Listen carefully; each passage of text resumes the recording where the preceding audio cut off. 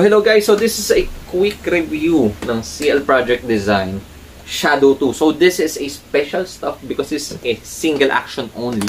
And this is the 2024 version. So my last review is around 2022 if I'm not mistaken.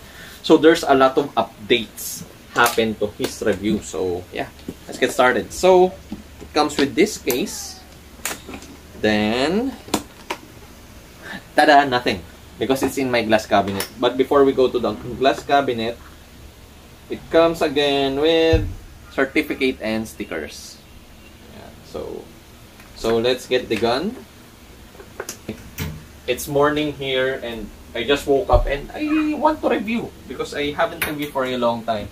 So here is the pistol. Wow, poggy. It's so poggy, guys. So this is a Shadow 2 with a single action trigger, so no double action to. So this is meant for standard division. So yan, ayan, nagising na si baby. Hi! Come here. Daddy's talking sa camera. So yun. So this is meant to single action only or standard division. So ano natin, focus natin. Yan. So this is all CNC aluminum. So this is the high-end version ng mga build niya.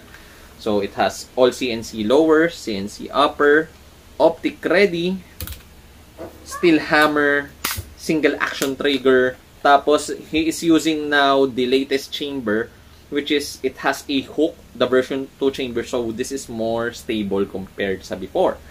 Kasi naka-steel safeties na siya, like yung before hindi pa. Tapos ano na siya, steel mag catch, naka-magwell and everything. So this is a solid gun. Look mo. Yung single action pull niya is so nice, crisp and nice. So this costs a lot of dollars or money. As in the Philippines, you can get this for almost 100.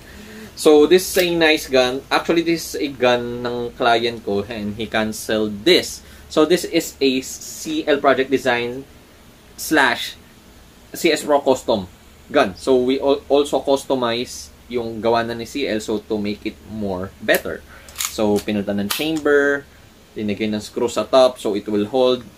We max out the barrel so maximum performance talaga. But don't get me wrong, CL Project Design alone, especially the single action only, this is really nice out of the box. If you get this, you can use it out of the box in a match.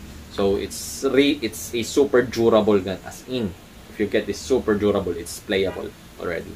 So here it is, the latest version ni CL Project Design.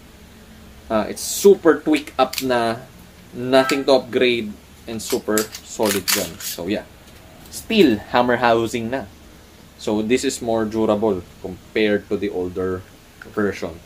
And this is more bang for the buck because this is more upgraded compared sa 20. Yung my last review is around 2023 or 2022 if I'm not mistaken. So this is the latest version. So more improvement for CL. So that's it guys. I hope you liked the review and I hope you learned something from it.